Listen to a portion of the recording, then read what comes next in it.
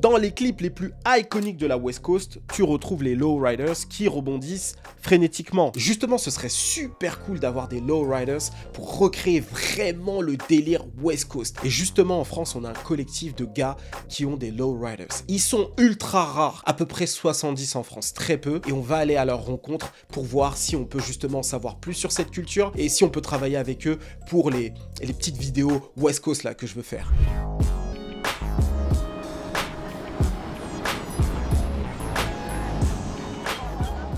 Par contre, ça va quoi?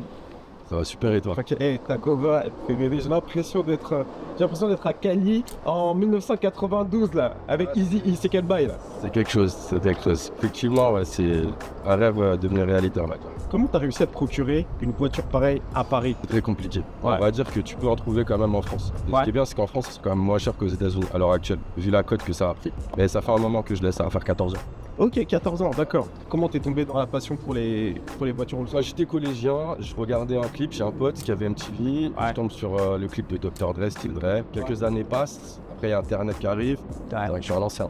Internet qui arrive, tu commences à voir que ça s'appelle Lowriders. Tu as des recherches, tu tombes sur le truc, tu te rends compte que c'est une vraie culture, c'est une vraie mouvance. En vrai, t'as cette voiture, tu l'as faite, mais en vrai, c'est plus que ça. Finalement, vous êtes le Luxurious Club. À la base, le Luxurious, c'est un club américain qui est originaire de San Jose, qui a été fondé dans les années 90. Après, tu as eu plusieurs chapitres qui ont ouvert à travers les États-Unis, notamment en Californie. Là, tu as eu le Canada, très gros chapter à Montréal d'ailleurs. Ok.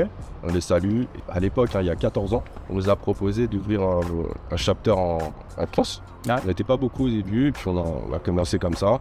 Voilà, on est tous sous le même étendard, quoi, tu vois. Okay. Peu importe le chapter, ça reste une grande famille worldwide, tu vois. Parle-moi un peu de ton modèle. Celui-ci, je l'ai vu souvent dans les clips et tout ça. Moi, j'ai l'impression que c'est la 6.4 Impala, c'est ça? Exactement. C'est une Chevrolet Impala 1964. Ouais. Donc chez The 6.4.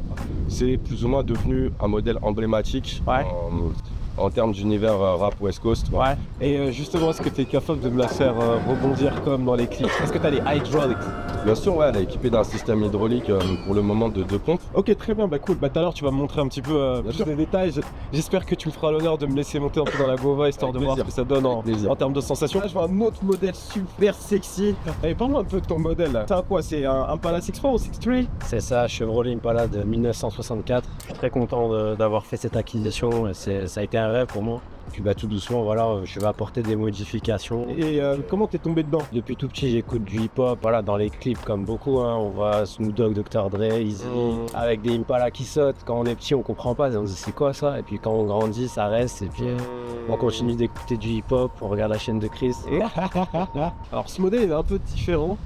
Et il me rappelle Menace to Society. Menace to Society, c'est la référence. C'est la grosse ref, hein. C'est Mustang de 1988. C'est pas O'Dog qui la conduisait, c'est pas Kane. C'est Kane. C'est Kane qui la conduisait. C'est ça. Okay. C'est Kane et son collègue, ouais, c'était O'Dog. Ouais, c'est la scène où il se fait braquer à un moment donné. Bah justement, ces jantes-là, c'est celle qui braque sur la voiture d'un gars de son quartier. Du coup, à la base, il a des jantes d'origine et puis en se promenant au quartier, j'ai une voiture, mais j'ai des jantes, c'est pas belle comme ça. Eh, y'a 4, vas-y. Alors moi, les gars, c'est le plan juste ici. Le gros vent, tout ça, on filme pas. Juste nos. Ils font ça. Ça va être un cerveau. Tu vas bien, cool. Eh, ton modèle est incroyable. Candy paint rouge comme ça. Eh, mais je sais pas comment vous avez réussi à avoir ça là, mais c'est. Celle-là, je l'ai récupéré d'Allemagne, mais était venu carte grise encore américaine. Donc le transit jusqu'en Allemagne et ensuite après j'ai fait les papiers en France. Ok. C'est la première immatriculation en France et voilà quoi. J'ai pas fait grand chose dessus à part une paire de jantes, une peinture complète. Ok. Bon, il y avait quelques petits morceaux de rouille comme elle vient de 63. Ça a pris du temps, un peu de monnaie. Elle est top comme tu peux voir à l'intérieur, à l'extérieur. Non, le modèle est vraiment incroyable, il est magnifique.